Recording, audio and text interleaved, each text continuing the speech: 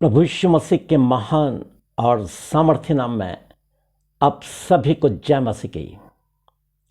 आज जिस वचन पर हम मनन करने जा रहे हैं वो वचन प्रभु यीशु मसीह के क्रूस पर से कहा गया तीसरा वचन है और यूहन्ना रचित सुसमाचार उसका 19 अध्याय और उसकी 26 और 27 आयत में ये वचन पाया जाता है। और वहाँ पर इस प्रकार लिखा है, यीशु ने अपनी माता और चेले को जिससे वो प्रेम करता था पास खड़े देखकर कहा, हे नारी, देख ये तेरा पुत्र है। और उस चेले से कहा, देख ये तेरी माता है। और उसी समय से वह चेला उसे अपने घर ले गया। परमेश्वर का ये वचन बहुत ही सामर्थ्य वचन है, न केवल हमारे आत्मिक जीवन के लिए परंतु हमारे पारिवारिक जीवन के लिए ये बहुत ही महत्वपूर्ण वचन है जो हमारे परिवार को पूरी तरह से बदल कर परिवार में सुख और शांति और चैन को ला सकता है। परंतु शर्त यह है कि हम इस वचन पर मनन करके इसके अनुसार हम अपने जीवन को समर्पित कर दें। यहाँ पर हम देखते हैं प्रभु यीशु मसीह अपनी माँ की ओर नज़र करता है। सबसे पहले उसने उन पापियों पर अपनी दृष्टि की जो उसको सता रहे थे।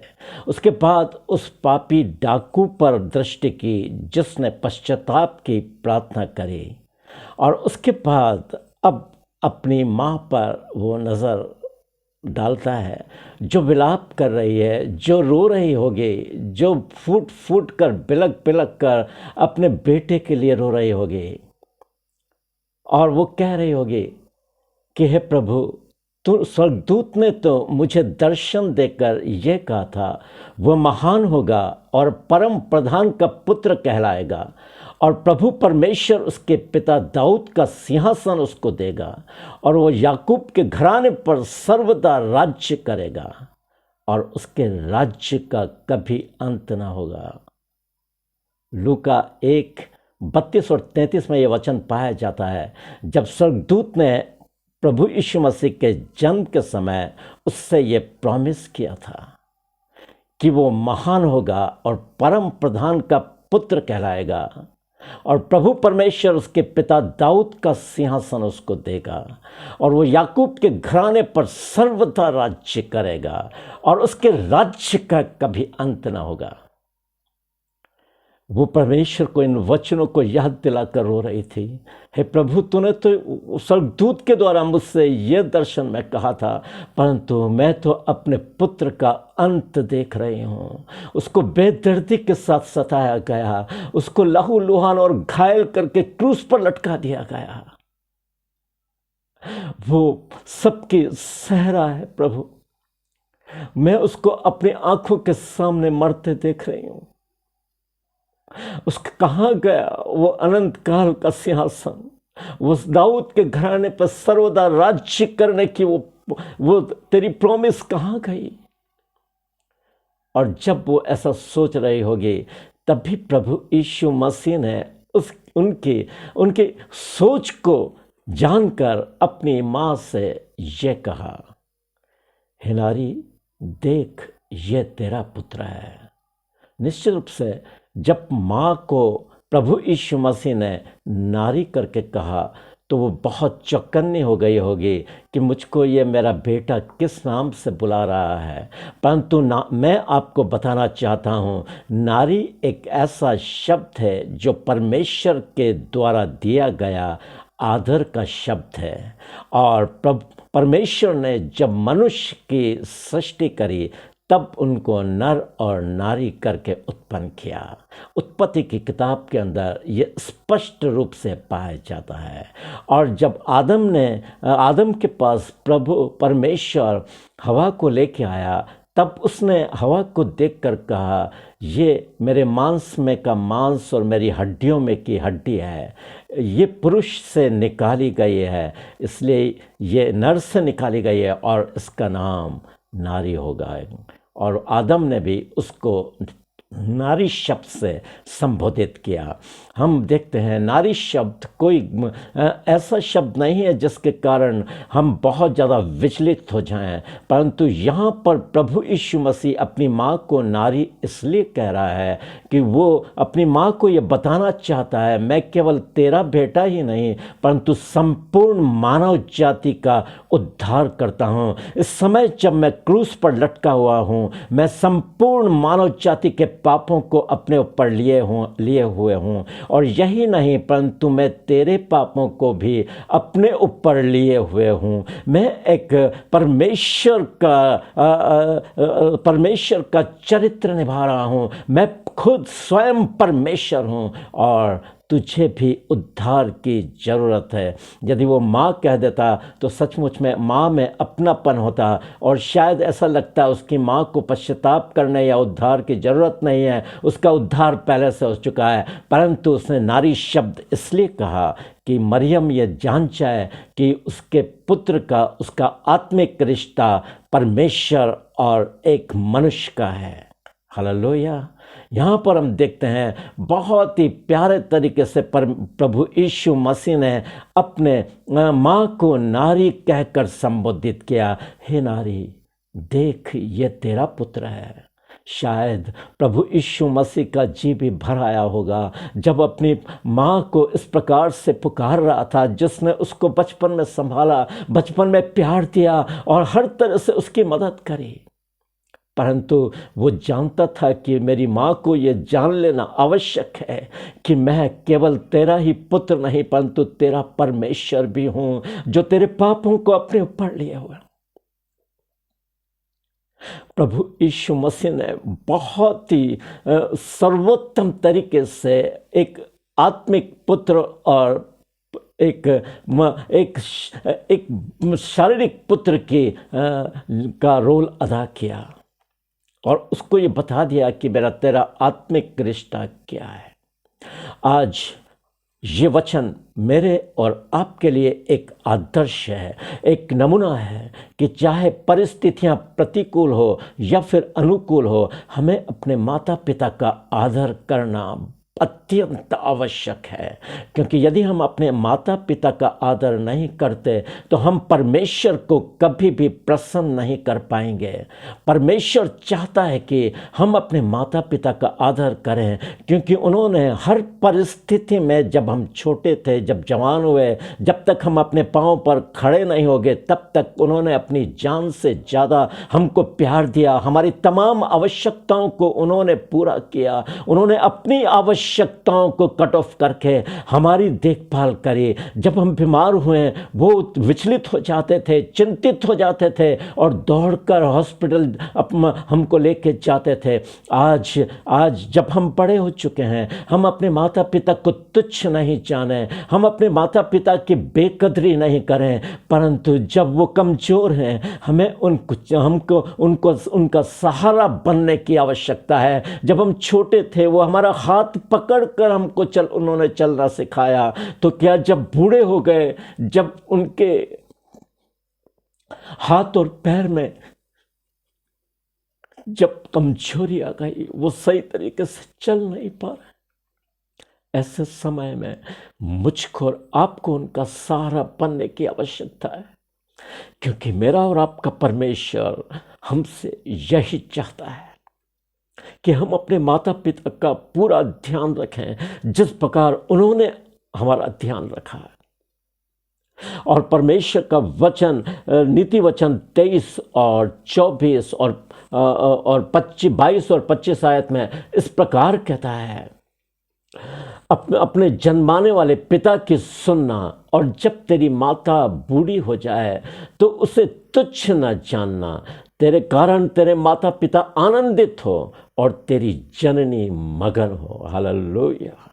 नीति वचन का लिखने वाला सुलेमान के द्वारा परमेश्वर इस चीज को, इस बात को बता रहा है कि तू अपने जन्माने वाले पिता की सुनना, और जब तेरी माता बूढ़ी हो जाए तो उसे तुच्छ न जानना। हालेलुया। मेरा और आपका परमेश्वर हमारे माता पिता के लिए बहुत अधिक स्थान रखता है। उसने अपने 10 आज्ञाओं में से 5वीं आज्ञा हमारे माता पिता के लिए दी है, क्योंकि ऐसा करने के द्वारा हम उसकी आज्ञाकारिता में चलते हैं, हम परमेश्वर की आज्ञा को पूरा करते हैं। और परमेश्वर मेरे और आपके जीवन से यही चाहता है। प्रभु यीशु मसीह जो मेरा और आपका उद्धार करता है, वो मेरे और आपके लिए एक एग्जाम्पल है। मेरे और आपके लिए उसने एक एग्जाम्पल, एक आदर्श रखा है कि हमें अपने माता पिता का किस प्रकार से आदर करना आवश्यक है। और प्रभु यीशु मसीह के लिए वचन में लिखा है, लूका रचित सुसमाचार उसका 2 अध्याय और उसकी 51 आयत में यदि आप पढ़ोगे, तब लिखा है, वचन में लिखा है, तब वह उनके साथ गया और नासरत में आया और उनके वश में रहा। उनके अर्थात माता पिता के, वो उनके साथ गया और नासरत में आया और उनके वश में रहा। वश का मतलब होता है पर हम माता पिता की आज्ञाकारिता में चलें।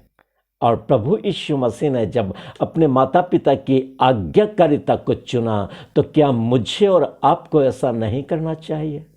हमें अपने माता पिता का पूरा आदर करना अत्यंत आवश्यक है। और यदि हम कहते हैं कि हम परमेश्वर से प्रेम रखते हैं, परंतु हम अपने माता पिता का यदि आदर नहीं करते, तो हम परमेश्वर से कभी भी प्रेम नहीं रख सकते, क्योंकि उसने माता पिता को काफ़ी ऊंचा स्थान दिया है। हमें अपने माता पिता का ध्यान रखना है। और यदि आप नीति वचन में चले जाओगे, तो नीति वचन का लिखने वाला सुलेमान के द्वारा परमेश्वर इस प्रकार कहता है, हे मेरे पुत्र, मेरी शिक्षा को ना भूलना, अपने हृदय में मेरी आज्ञाओं को रखे रहना, और अपने हृदय में मेरी आज्ञाओं को रखे रहना, क्योंकि ऐसा करने से तेरी आयु बढ़ेगी और तू अधिक कुशल से रहेगा। हे मेरे पुत्र, मेरी शिक्षाओं को ना भूलना, मेरी आज्ञाओं को अपने हृदय में रखे रहना, क्योंकि ऐसा करने से तेरी आयु बढ़ेगी और तू अधिक कुशल से रहेगा। उनको अपने गले का हार बनाना और अपनी हृदय रूपी पटिया पर लिखना, तो तू परमेश्वर और मनुष्य दोनों का अनुग्रह पाएगा। प्रभु यीशु मसीह के जीवन में हम इस वचन को पूरा होते हुए देख सकते हैं। यहाँ पर परमेश्वर एक पिता का रोल अदा करते हुए सुलेमान से कहता है, मेरे पुत्र, मेरी शिक्षा को ना भूलना, वरन उसे अपने हृदय में रखे रहना। ऐसा करने से तेरी आयु बढ़ेगी और तू अधिक कुशल से रहेगा। कृपा और सच्चाई तुझसे अलग न होने पाए, इसे अपने गले का हार बनाना और अपने हृदय रूपी पटिया पर लिख लेना, तब तू परमेश्वर और मनुष्य दोनों का अनुग्रह पाएगा। प्रभु यीशु मसीह के जीवन में साक्षात इसी वचन को हम पूरा होते हुए देख रहे हैं। उसने परमेश्वर और मनुष्य दोनों के अनुग्रह को पाया। परमेश्वर अनुग्रह दोनों की कृपा का पात्र बना। परंतु हमें सावधान रहना चाहिए कि जब हम परमेश्वर के वचन के अनुसार चलते हैं, तो हम केवल लोगों के कृपा पात्र ही नहीं बने रह सकते, परंतु हमारे जीवन में बहुत सारी कठिनाइयां आ सकती है, जैसा कि प्रभु यीशु मसीह के जीवन में हम देखने जा रहे हैं। प्रभु यीशु मसीह को सलीब पर बलिदान कर दिया, उसको क्रूस पर यातनाएं दी, वो बेदर्दी के साथ सताया गया। मनुष्यों ने ही उसको उस क्रूस के ऊपर टांग दिया, जो कलवरी का क्रूस कहलाता है। वहाँ पर बेदर्दी के साथ यातनाएं देने वाले मनुष्य ही थे। ये सच है कि उनके पीछे शैतान खड़ा हुआ था, परंतु मनुष्यों ने उसको बेदर्दी के साथ सताया।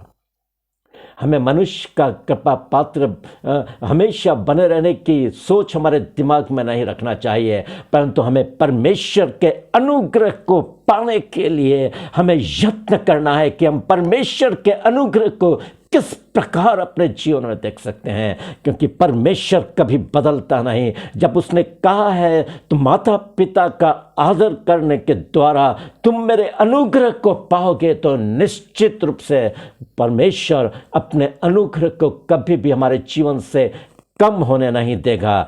यदि हम पर माता पिता का आदर करते हुए बुढ़ापे में भी उनको संभालते हैं। परमेश्वर की आज्ञा है, परमेश्वर ने आज्ञा दी है, परमेश्वर ने आज्ञा दी है। जब 10 आज्ञाएं मूसा को परमेश्वर ने सौंपी, तब परमेश्वर ने 4 आज्ञाएं अपने विषय में दी। मुझे छोड़ किसी दूसरे को परमेश्वर करके न माना। इस प्रकार परमेश्वर ने 4 आज्ञाएं अपने विषय में दी, और अपने बाद तुरंत उसने माता पिता के विषय में आज्ञा दी। और ये एक ऐसी आज्ञा है जिसके साथ प्रतिज्ञा जुड़ी हुई है। प्रभु यीशु मसीह ने प्रभु परमेश्वर ने 5वीं आज्ञा देते हुए मूसा से कहा, अपने माता पिता का आदर कर, तो जो देश मैं तुझको देने पर हूँ उसमें तू बहुत दिन तक जीवित रहेगा। ये केवल मूसा के लिए नहीं, ये केवल इस्राएलियों के लिए नहीं, परंतु आज ये मेरे और आपके लिए भी है। यदि हम अपनी उम्र को बढ़ाना चाहते हैं, यदि हम और जीवन जीना चाहते हैं, हमें अपने माता पिता का आदर करने की आवश्यकता है, हमारे माता पिता को संभालने की आवश्यकता है। यह सच है कि प्रभु परमेश्वर ने जब मनुष्य को उसने बनाया, तब उसने कहा, इस कारण पुरुष अपने माता पिता को छोड़कर उसकी पत्नी से मिला रहेगा और वो दोनों एक तन होंगे। इसका मतलब ये नहीं है कि हम अपने माता पिता को छोड़ दें, घर से निकाल दें, वृद्धाश्रम में पहुंचा दें। इसका मतलब यह है कि माता पिता के साथ जो रिश्ता था वो पत्नी का रिश्ता बिल्कुल अलग होगा। वो दोनों एक तन होंगे, वो अपनी पत्नी से मिला रहेगा। परंतु इसका मतलब परमेश्वर का ये नहीं कि हम अपने माता पिता को छोड़ दें। यदि इसका मतलब ये होता तो वो मूसा को 5वीं आज्ञा में ये कभी नहीं बोलता कि अपने माता पिता का आदर कर, तो जो देश में तुझको देने पर हूँ उसमें तू बहुत दिन तक जीवित रहेगा।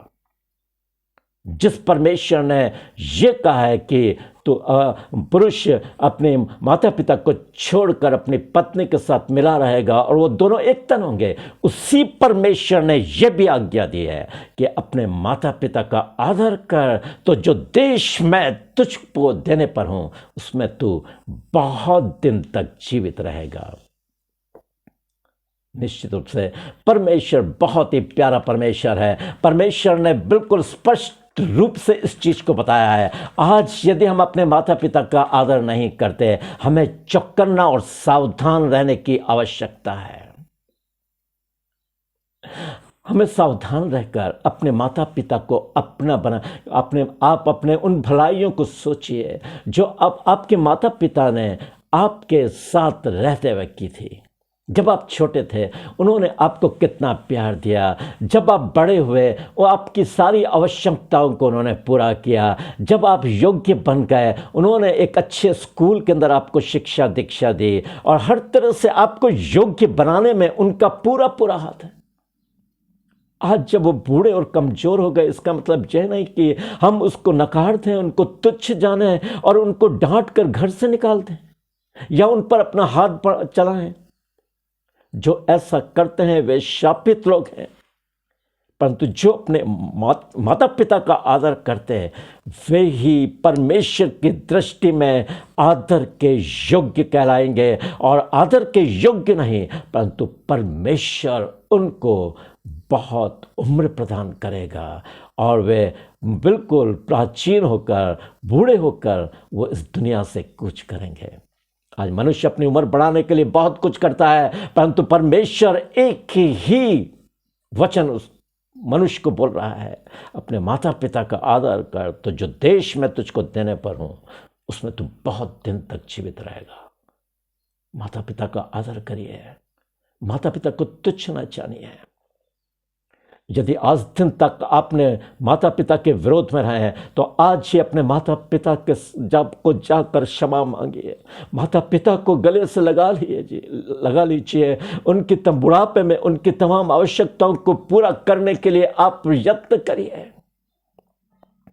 चाहे परिस्थितियां प्रतिकूल हो या अनुकूल, हमें अपने माता पिता का आदर करना नहीं छोड़ना है। प्रभु यीशु मसीह प्रतिकूल परिस्थिति के अंदर जब वो क्रूस के ऊपर लटका हुआ था, उसने अपनी मां पर नजर डाली और उससे कहा, हे नारी, देख ये तेरा पुत्र है। और उसने उस चेले को जिससे वो प्रेम रखता था, अर्थात यूहन्ना के हाथों में अपनी मां को सौंप दिया, एक सुरक्षित हाथों में अपनी मां को सौंप दिया, ताकि उसकी मां एक सुरक्षित और विश्वासी व्यक्ति के हाथों में रहे।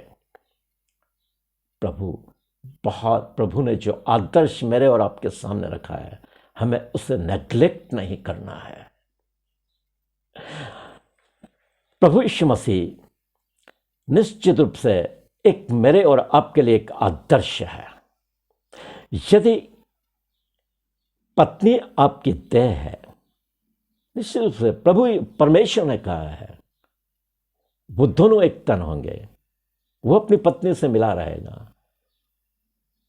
पौलुस भी कहता है पत्नी हमारी देह के समान है, हम अपनी देह को जिस प्रकार प्यार करते हैं वैसा ही पत्नी को करना है। यदि पत्नी हमारी देह है, यदि पत्नी आपकी देह है, तो माता पिता आपकी एक वो जिम्मेदारी है जो परमेश्वर ने आपको सौंपी है। उस जिम्मेदारी से आप मुकर नहीं सकते, उस जिम्मेदारी को आप नेग्लेक्ट नहीं कर सकते। हमें अपने पत्नी के साथ रहते हुए, पत्नी के साथ मधुर संबंध बनाते हुए, हमें अपने माता पिता की जिम्मेदारी को नहीं भूलना है। हमारे माता पिता की खुशियों का ध्यान रखना है, क्योंकि उन्होंने मेरे और आपकी खुशियों का ध्यान रखा उस समय जब हम छोटे थे।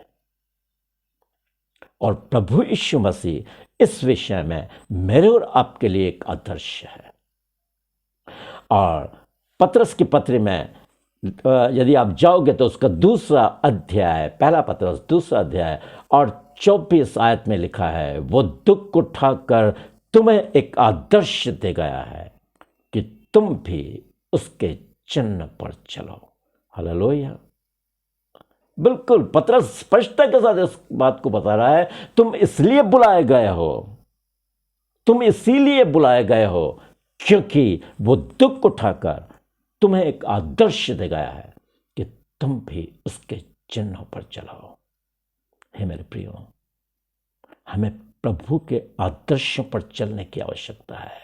किसी सेवक, किसी प्रचारक या किसी महान आदमी के आदर्शों पर नहीं, परंतु मेरा और आपका आदर्श प्रभु यीशु मसीह है, जिसके आदर्शों पर चलते हुए हमें अपने आत्मिक जीवन को व्यतीत करना है, ताकि हम उस दौड़ को पूरा कर सकें जो दौड़ परमेश्वर ने मेरे और आपके सामने रखी है, ताकि हम उस इनाम को पालें जो परमेश्वर मुझको और आपको देना चाहता है। परमेश्वर जीवित और सामर्थ्य वचन के द्वारा आपसे बातचीत करे और आपको बहुतायत की आशीषों से परिपूर्ण करे। आमीन, आमीन। May God bless you.